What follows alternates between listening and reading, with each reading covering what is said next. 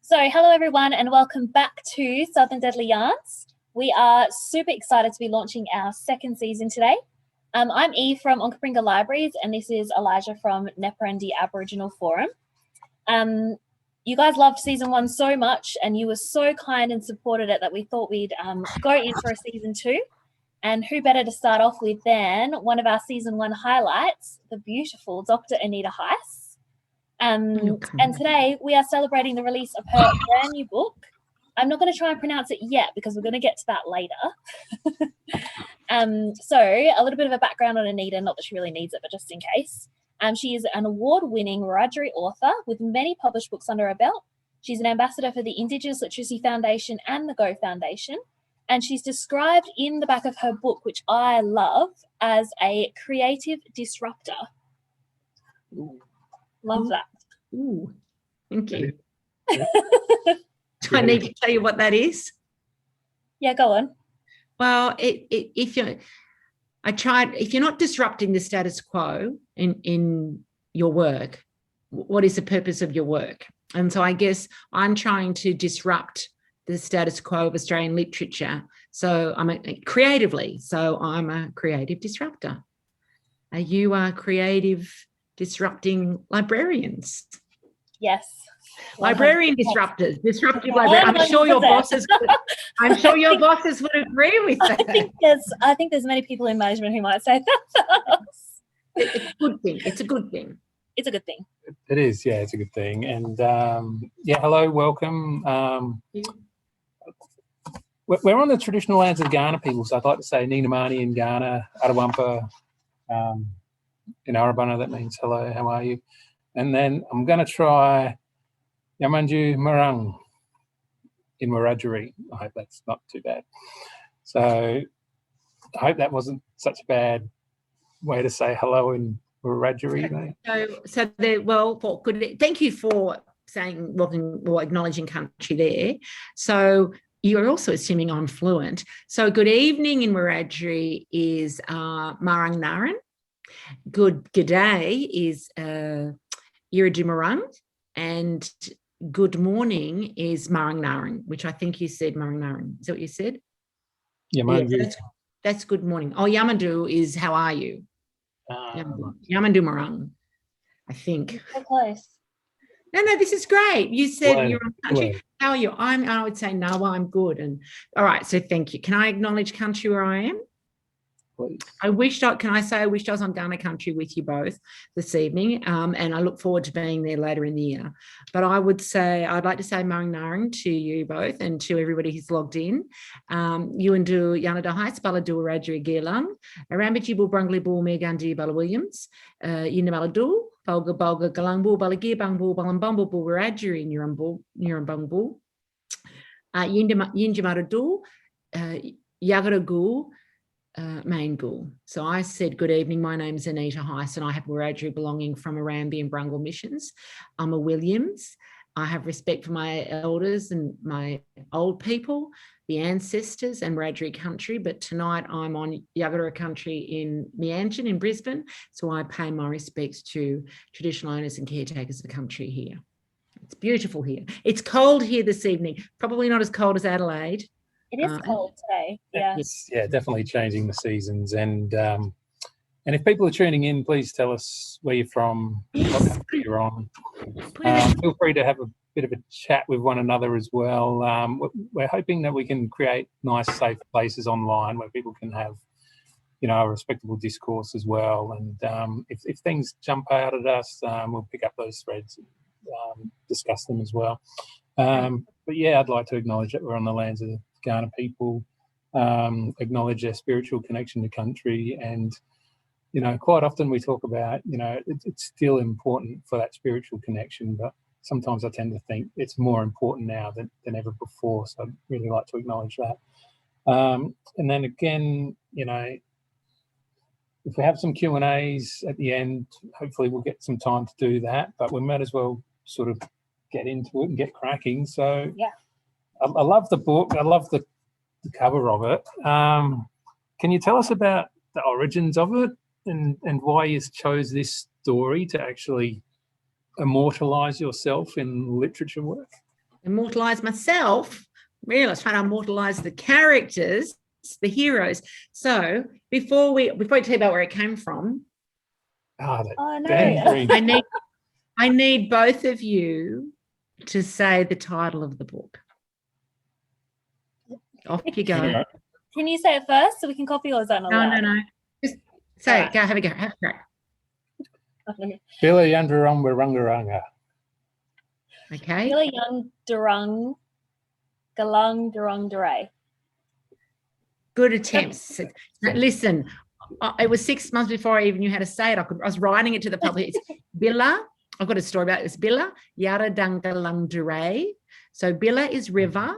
Yarrudhang is dream. Galang is plural, so that means many. And Dhuray is the action of having the dream. So it's the river of having many dreams, but it translates obviously on the back simply to, you can't say river of dreams.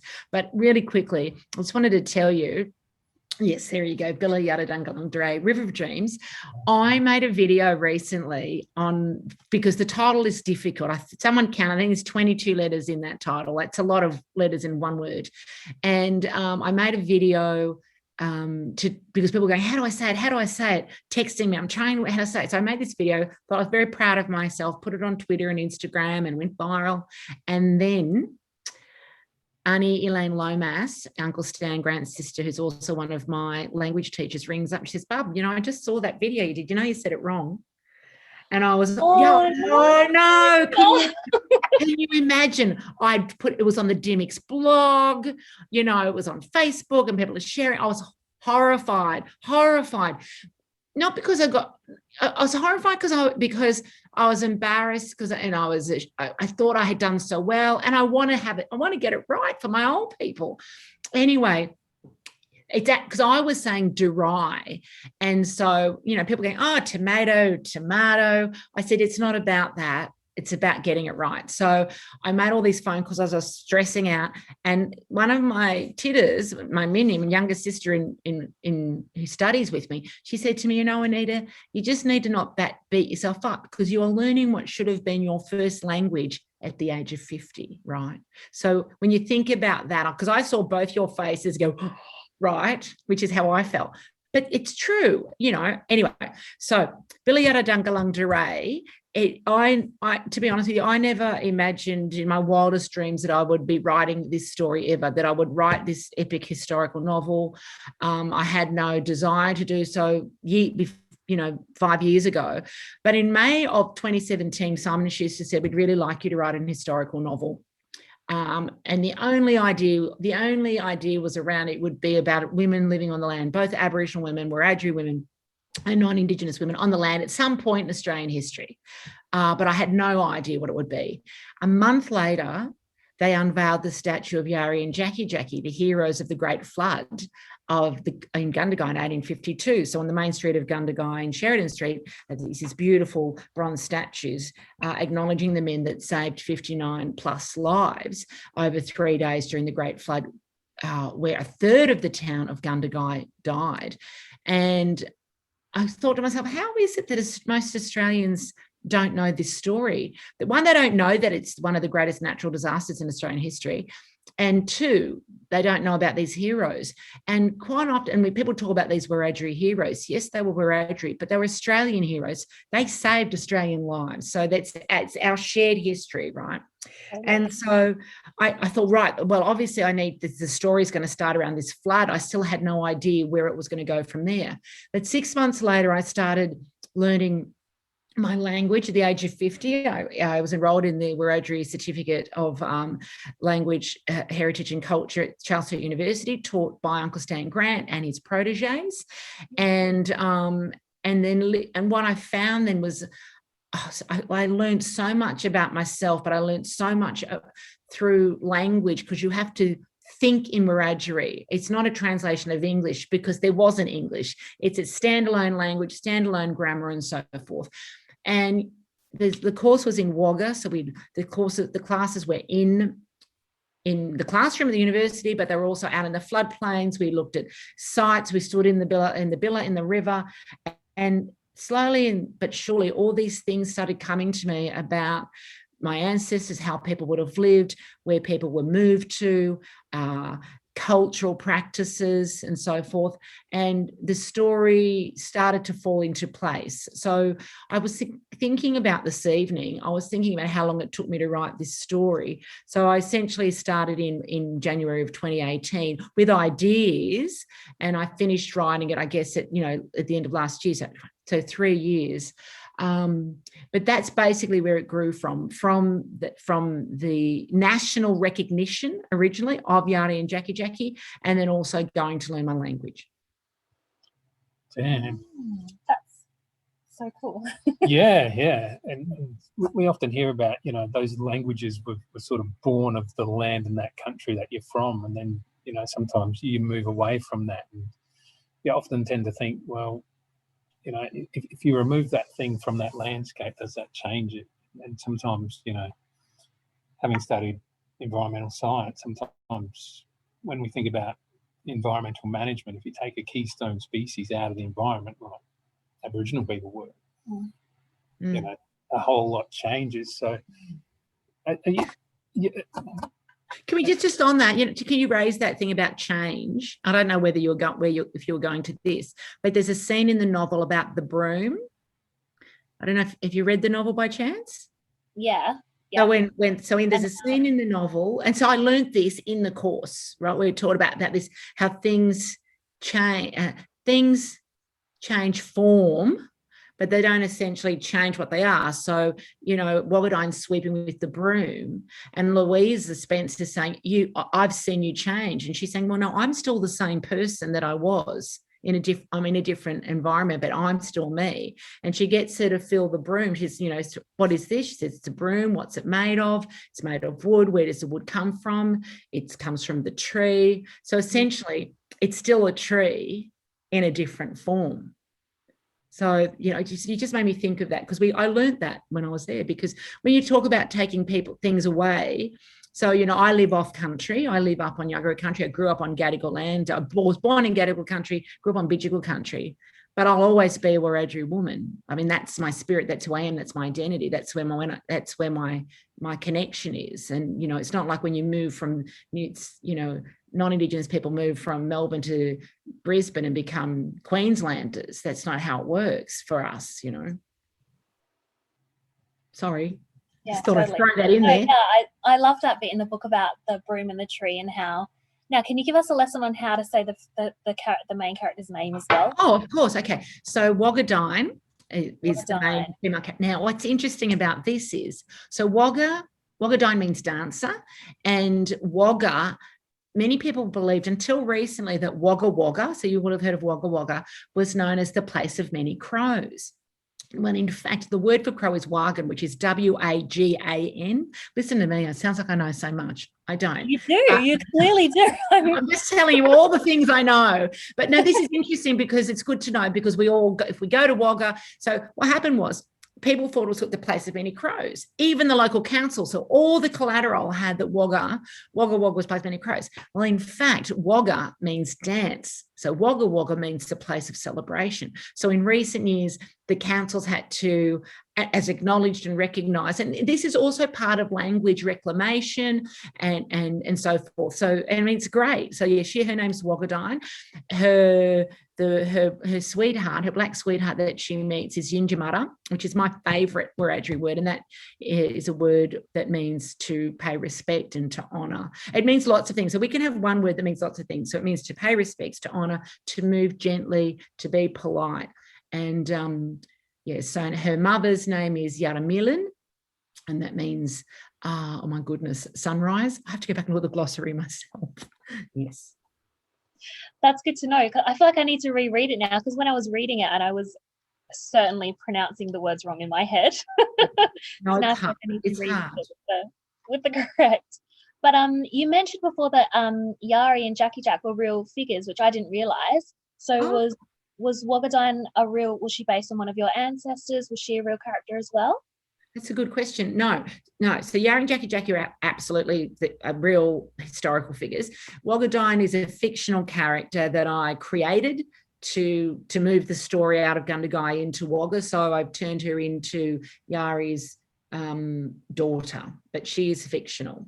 And so I think, other than when you read about the flood in Gundagai, which was based on real events, and I read a lot of records about how people were trapped in trees and so forth. And I wove those sort of things into the story. So those sort of episodes and experiences were real in terms of the event. And I used newspaper articles to, in some parts of the novel, to be springboards for conversation and action and so forth.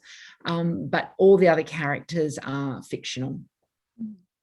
And is there lots of pressure when you're writing about a real historical event to like not only get the research and the events correct, but also to do justice to those characters, whether they were real or imagined, but, you know, the people of the era? Oh, absolutely. You know, I chose to write this as historical fiction because there's non-fiction work written, just as I did with Barbed Wire and Cherry Blossoms, which was about, you know, the Cowra breakout. And I wanted to just supplement what was already there or complement what was already there. And I think, but it's the same thing. I mean, you've got to be very careful about being not only authentic and true to the real life story, but, you know, we launched this in Gundagai last week, and there's descendants of people whose families drowned in that flood and they're still alive. There was a descendant there whose great-grandfather was saved in the flood, and he stood up and said, I just want to say thank you to those heroes because I wouldn't be here. So I'm very conscious of the fact that, you know, this impacts people's real lives, as it did also for Aboriginal families who grew up on the land at the time in Gundagai and Wiradjuri country and were moved off their own land into, say, Brungle Mission, which was set up because the locals didn't want Aboriginal people loitering around Chimit and Gundagai, so they set up Brungle, which was kind of in the middle. So I'm really conscious of truth-telling, absolute truth-telling in a space where we, in our literature, where we've either been misrepresented or not represented at all. So my view is, if I'm going to do it, I want it to be as accurate as possible. So you do have to imagine a lot of things about what life might have been like. And I had capacity to do that in many ways because I was in Wagga. I stood in the floodplains. I got in a canoe. I rode down the Murrumbidgee. Mind you, I rode down the Murrumbidgee on a beautiful November day with a life jacket on with 20 other people. So I wasn't going to drown. But I did that because I wanted to imagine what the expanse of the water was like and what fear must have been like for those people. I mean, I fell in and I was still scared, and I was never going to drown, right? So I think historical fiction is very important because most people don't read non-fiction to learn history. This is the reality. But, you know, book clubs are reading novels and fiction and so forth. And I want to reach a lot of people. I want to reach a mass market. I want all Australians to know about Yari and Jackie. So that was the best way for me to tell that story. Having said that, we're now going to do a kids' picture book called The Big Flood. Yeah, so the kids in school, just about the flood and about the raging waters and about the heroes and so forth. Because actually it's also about that moment in time could be thought of as one of the first acts of reconciliation, because, you know, it's black men saving white people, and it's not about black and white, it's about humanity. It's about, at that point in time, it's about saving people's lives, regardless of who they were, at a time when Aboriginal people lived under, you know, legislation that had them as servants and so forth. Yeah, I'm a big fan of that idea of fiction as an access point to history. Yeah, I think it's like, so valid and just totally the way to get people interested. Yeah, and sometimes people find a niche in those little bits just between the facts. Yeah. But I did love the part of the story and the connection to the sulphur-crested cockatoo, and that was the mother's totem of the lead protagonist. And you've been able to put such a cultural lens across this. And even when you say, you know, you were out in this country, you've been out on the canoes, you know, can you share some of those processes that you went through about some of those cultural protocols in going through and writing this book? Thank you. Yeah. Look, I can tell you straight up. So Auntie Sony Piper's like the matriarch of our family down in Brungle, and she launched it last week in Gundagai. And I said to her, if at any point she had said to me, I don't think you should do this, then that would have been the end of it. You know, I only work in a space and on stories where I know local mob and elders think it's a good idea or want it, because there's zero point me producing or creating something that isn't empowering to Wiradjuri people, full stop. With the cultural stuff, if I may, I'll start with explaining the cover, if that's okay, because you mentioned, excuse me, you mentioned the cockatoo. And so the cover actually represents, you're a librarian, you're librarians. Excuse me. Elijah's actually not a librarian. I am. Okay, Elijah, have I promoted you or demoted you? I'm sorry. Promotion. Technically, or side-moted you. Technically, I'm a community development officer, but I find reading and writing is so important, and particularly for young people. So the sooner we can get them into libraries, it's almost like as soon as you're out of the birthing ward, you should be into a library, because love it. Your trajectory in life is going to be so much greater. With all the right things. Okay. All right, you say all the right things. Okay, so what I wanted to say, so about the cover, so I was going to say is, as readers then, we know you can't judge a book by its cover, but I want my covers to absolutely represent the content. So it's important for me to have cultural aspects on the cover. So on the cover, we've got a white cockatoo. There are a number of words for cockatoo and white cockatoo in Wiradjuri. I chose to use the word Karaka, which was the word used by the late Kerry Reid Gilbert, who was a Wiradjuri activist and poet and a very, very dear friend of mine who passed away in 2019. And that the reason that the cockatoo appears on the cover was a tribute to her, and also why it is the totem of Wagadine's mother. So that's one aspect of that.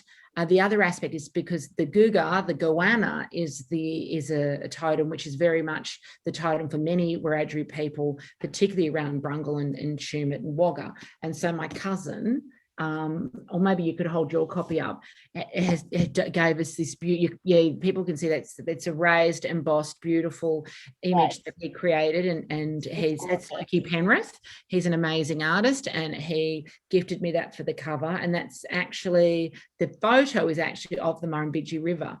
The cockatoo is also very present in Wagga. So I'm a city slicker, totally own the fact, concrete, Corey, Westfield dreaming, right? Born and bred in the city, embrace my identity. You know, I am who I am. I don't try to be anybody else. That's what it is. So I'm in Wagga. I'm on the river, and it's dusk.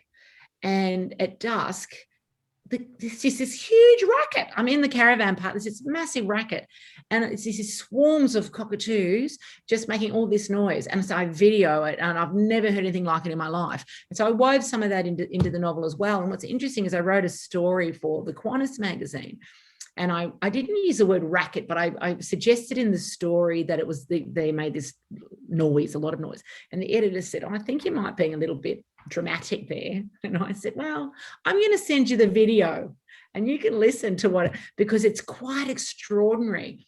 But and it really is part of the landscape. So I wanted that in there as well. But as I said, look, we went out on Sunday. So we'd be in class for 5 days, and on the Sunday we would go out on country, and we'd go and we'd see sites, we'd have elders tell us stories and so forth. A lot of that doesn't appear in the novel because it's not for public consumption and it's not necessary, but it did inform, it gave me a better understanding of our connection to country, my ancestors, how they lived, how they survived, and how desperately heartbroken they would have been to see the land being destroyed by cattle, by the behaviour of gold diggers towards animals, and killing all the Dinawan, all the emus who they thought had eaten the gold, and so forth. And I tried to put myself in the place of the characters. How did Yindi feel when he saw that?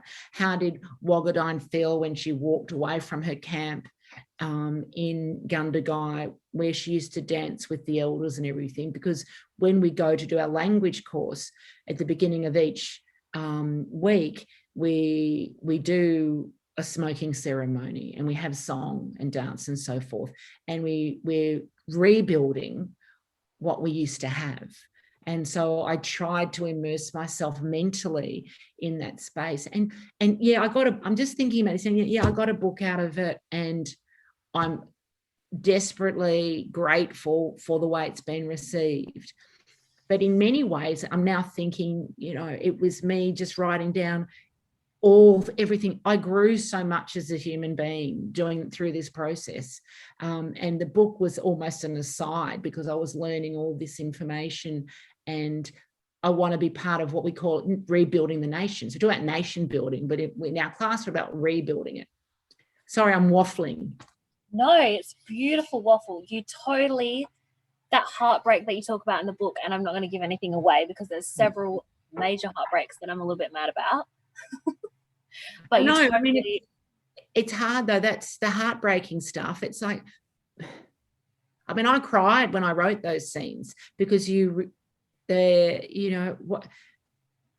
to put yourself in the position of the character. And I had this read by lawyers who knew about legislation at the time. I had it read by elders. I had it read by people in Gundagai who knew the flood. I had the drafts read by people who know history, so that I knew so that I could be assured that the way that I portrayed those moments in time were as authentic as they could be, today. Yeah, I think you did a great job. And sometimes I'm perplexed as to how to answer when somebody says, "Oh, can you explain to me sort of connection to country and what does it mean?" And I think sometimes too, it's about really reveling in the fact that these, ancestral beings, these totemic species, that they're treasured in so many ways. And, quite often these days they're just sort of seen as pests, and really they're just, magnificent beings that really should be respected. And there's a great line in page 137 of all things, when you write, when you respect the earth and the sky, they will respect us back. And, I can't help but think, in 2021, do you think that still has the same sort of meaning as it would back in the 1860s? It doesn't, but it should, and we wouldn't be in a climate crisis. If we respected the land and we respected the sky, we wouldn't be, just all the pollutants and all the things. And yes, I probably got a bigger footprint than most people in terms of air travel, but then I stopped eating red meat to try and balance that out. But I think we talk about and we want for greater respect for the environment, but obviously that's not the case when we see what's going on around the world and coal and so forth. I mean, no, and it's a good point that you touch on about red meat, because often I find I'm going to lose my confirmation of Aboriginality when I tell people I'm going vegan for a while. I eat roo, but that's ethically farmed and killed, and that we ate that traditionally, and it's really high in protein and low in fat. And it used to be really cheap, and now it's all bushy. So, but good I think for abdominal obesity as well. Yeah. Oh, it's good for abdominal obesity. So I can't help but think maybe it should be everywhere. Yeah. But yeah, we kind of digress sometimes, don't we? But that's okay. It's on. That's the point. I find that, sometimes you have your own matrix and you're trying to explain to people, oh, yeah, no, I'm vegetarian, but yeah, I'll eat this, and yeah, I'll have a bit of roo. And if the aunties come and give me something, then I'm going to eat it. But more often than not, it's like sheep, cattle, no, pigs, no. I think I don't know that I would ever say no to an instruction from an auntie or an uncle about, you need to eat this. But I mean, in our space, it's the most, I've never been in a learning space or in a community space. I was back in Tumut and Gundagai last week, and then in Canberra, we had Auntie Elaine launched it in Canberra, and it's a completely different space to be in, because it is one of the most respectful spaces where the yarns are respectful, where opinions are listened to, where if we're wrong, we will be told, but gently. So that Auntie Elaine rings me up, told me I got it wrong. And I said, oh, please don't put that on Facebook. She goes, no, that's why I'm ringing you up. And it's off track for this, but it's about respect for country, for people, for culture, for each other.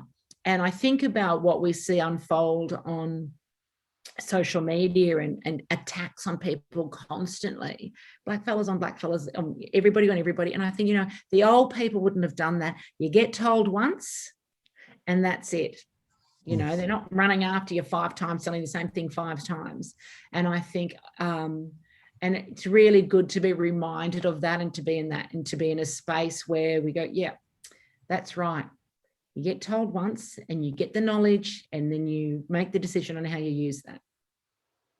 Yeah. And if you did the crime, you did the time and that was it. That's right. Yeah, it's not going to, travel with you for the rest of your life. Forever. That's correct. Gosh. Well, reconciliation, speaking of, yes, Reconciliation Week is almost upon us. It's coming up.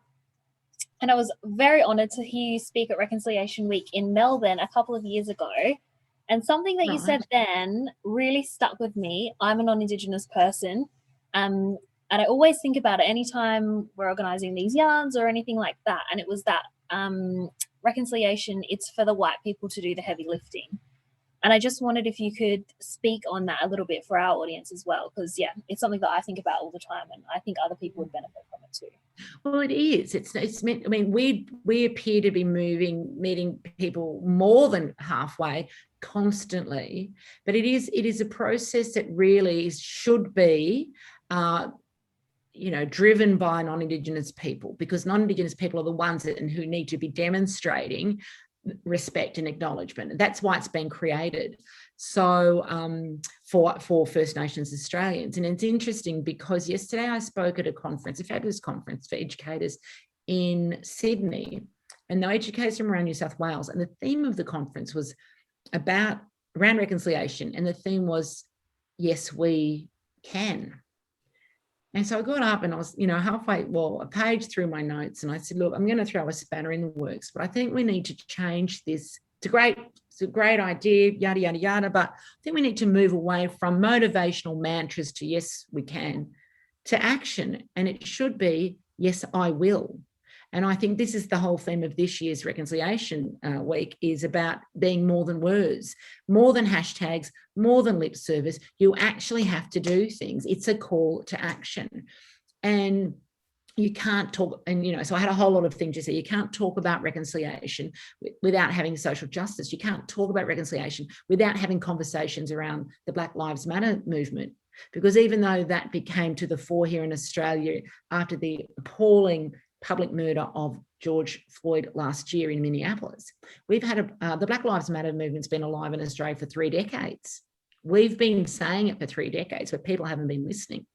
So what we saw last year with the international movement was this enormous increase in support and wanting to learn by non-Indigenous Australians. I marched here on June 6th with 35,000 people in Brisbane. That was extraordinary for Brisbane, right, for them in the middle of COVID.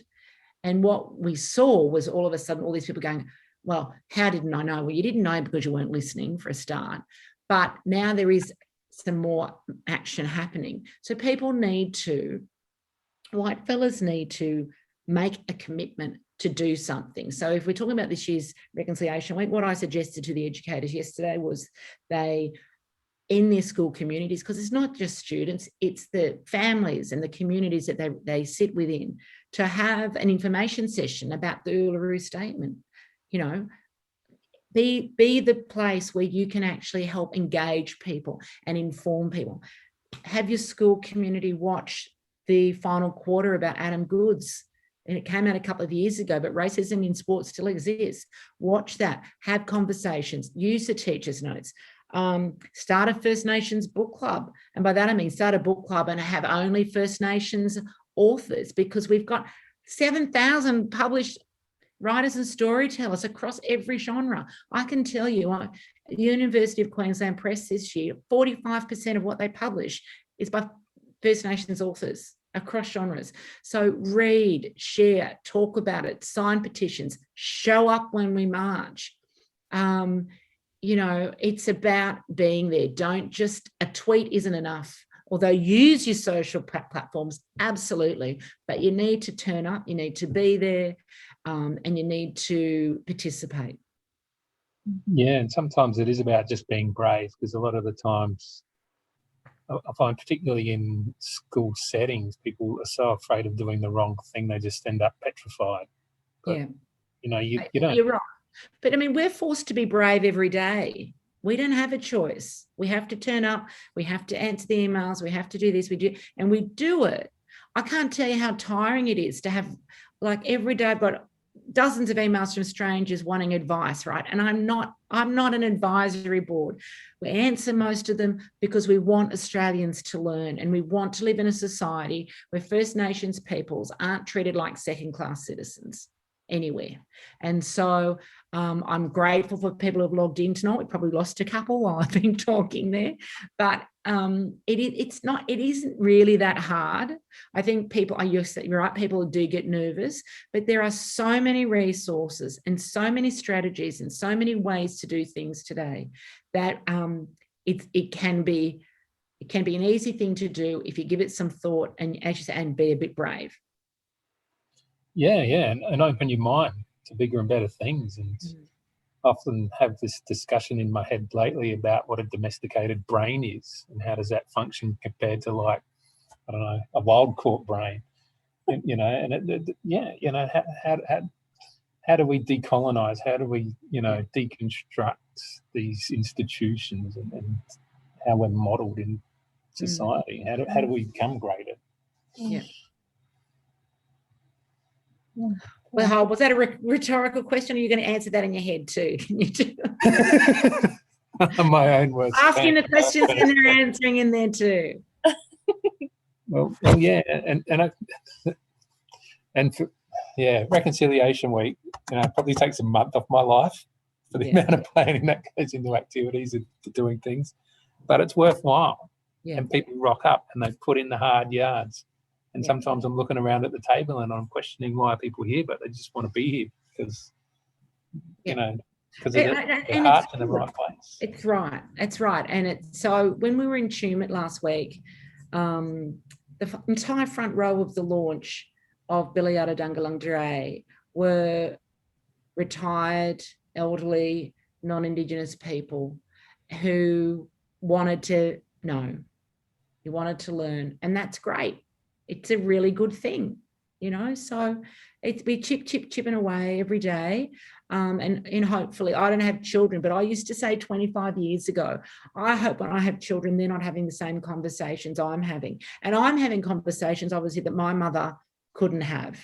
You know, I now sit in the classroom and talk about nation building and learn a language that she wasn't allowed to learn and speak. So, you know, we hope that in years to come, that we all walk together equally and respectfully into the future. Yeah, that's right. Once upon a time, culture was outlawed, but now it's seen as something significant and valuable. In some places, yes. Yeah. Hey, I'm not too sure if you've been watching Bridgerton at all, but I've watched, of course, we've all watched Bridgerton for the storyline. Yeah. It's such a good plot. Not for the characters. Listen, I thought I drop a few swear words occasionally, but wow, I was like, whoa. You know, it's brilliant. It's brilliant television. Brilliant television. There was a point to that. There is a point to that, and it's about taking some of these old stories and putting, you know, a bit of cultural diversity into the characters. Yeah, and I think it's worked really well within that sort of context, and it probably helps open up people's minds. And, you know, sometimes we'll see that with other authors as well, and they'll openly say that, oh, you know, when I wrote that book 30 years ago, I wouldn't write it today because I don't have that cultural lens to it. But in terms of... Who are you thinking about there? Thomas Keneally. What you might be thinking about, Tom? Yeah. Oh, who were you thinking of? I was thinking of Thomas Keneally too, and I actually just did a panel with his daughter Meg Keneally with her new book called Direct, which is brilliant. So I totally recommend everybody read that. But yeah, of course, that conversation's happening now. And, you know, he had a conversation with Stan Grant at the Sydney Writers Festival. And you know, the Chandler Jimmy Blacksmith, I always used to think to myself, you were going to write a novel, and I love Tom. It's not about, you know, this is the conversation now. But if you're going to write a novel about wanting to open people's eyes up to Aboriginal Australia, why would you write about an axe murderer? But I think the Bridgerton thing, what that does in a very contemporary way today is that it almost, and I haven't thought about this before because I just watched it and enjoyed the story, but it does say, oh yes, it is possible. It is possible to have diverse characters on the screen. You know, and I've always said, you know, in terms of Australia, we always hear about how Anglo Home and Away and Neighbours is, and if there's any diversity, the characters sort of turn up without families. Like, we all live in silos, so there'll be the, you know, an odd Aboriginal, you know, a single Aboriginal character, you know, at different periods of time. But where's the rest of their families? Because most of us aren't floating around by ourselves. We have networks, even if we're, like, my family's in Sydney, but I've got blackfellas up here that I say are family. So we're used to seeing on Australian television really Anglo-centric, you know, TV shows. But I always say that if you want to write the great Australian novel, you cannot write the great Australian novel and leave out First Nations peoples, because wherever that novel is set, at whatever point in time, the setting is everywhere in this country is Aboriginal land. So somebody has to be acknowledged for whoever owns that land. There will have been blackfellas there at some point in time, even if they've been displaced. So, I said to publishers, I spoke at a publishing thing recently, and I said, don't kid yourselves that you're publishing a great Australian novel if there's no references to First Nations people in there, because it's not the great Australian novel. It's a novel. But, and similarly, with diversity, if you're writing a contemporary novel about Australia, I mean, is it over 50 or 60% of Australians have a parent born overseas? You know, years ago, Melbourne had the second highest Greek population after Athens. You know, West End here in Sydney has a massive Greek population and a Murri population. It has one of the largest Greek populations as well in the world. So you can't write a great novel about Australia, particularly in a contemporary sense, without including diversity. You know, people with disabilities.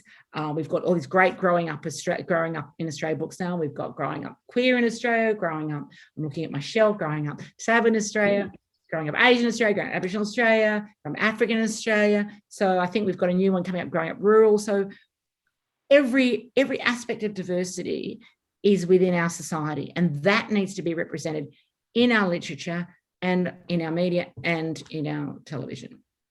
Listen to me, I'm stop preaching. Sorry, everyone's going to just be logging off. Sorry about that. I love how you just say what you think. You even wrote something today about writers' festivals. And sorry, do you want to bring it up? Okay. I want to be invited to another writer. But I love how you call people out. Like, we need it. We need to be called out when we're not, you know, up to scratch, I think. Yeah, and sometimes the language used as well, I find is I don't know, maybe I'm being a bit but when people say, you know, our First Nations or our, you know, local Aboriginal people, it almost denotes ours as they're a possession of us. Yeah. I think for a lot of people, they don't intend that at all, and when it's pointed out, it's like, oh yeah, totally understand it. I think it's also, I don't get too upset about that. I mean, I do see a lot of people get upset about that because I think there's bigger fights to have myself. But there is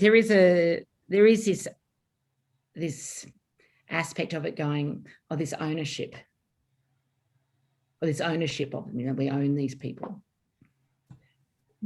Yeah, well, shouldn't it be the other way around? But anyway, We're the visitors. Yeah. I'm just looking Oh, thank you. Hello from Wiradjuri country. Hello, Tara. That's in Melbourne, isn't Wiradjuri? Is that? Yeah, I think so. Thanks for tuning in, Tara. I hope you've enjoyed so far. Did you write something? What's that? So Yeah. thank you for making this talk free and accessible for all. Yes. Hello from Wiradjuri country. Oh, Yeah, thanks for tuning in. Well, I think we've taken up enough of your evening, Anita. Thank you so much for joining us again. Thank you for having me. It was a Season joy. 2. I look forward to visiting you in the flesh Yes. when time and COVID permits. Where is your library actually? So we're at Aldinga Library this evening, we're about an hour south of Adelaide. South of Adelaide. Okay. Yeah. Right. Yeah. Down on the coast. It's lovely. Oh, that's yeah. And on the I think coast. That sounds beautiful. Great. We'll take you out. We'll show you the town. I'll take you up on that. That is for sure. I'm just looking at the time.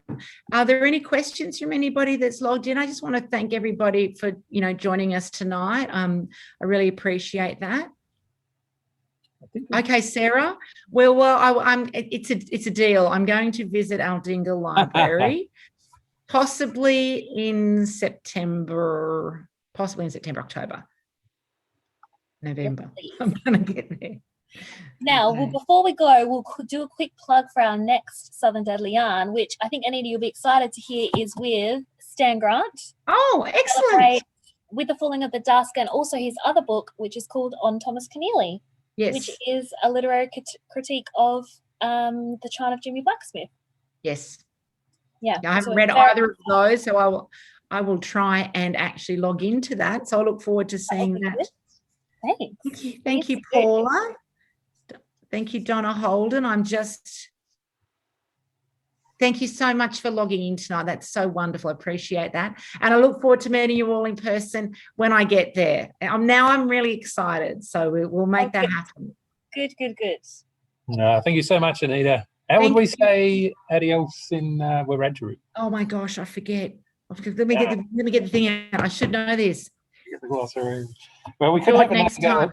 Our pronunciation of Bila. I can say, listen, what I'm going to say is I'll say good evening. I'll say Marang Yuria, and I'll say Mandangu, which is thank you. How's that? Thank you, Natalia. Beautiful. Thank you. Thank you. Beautiful. All right. Good night, Ghana country. Bye. Good night. Bye.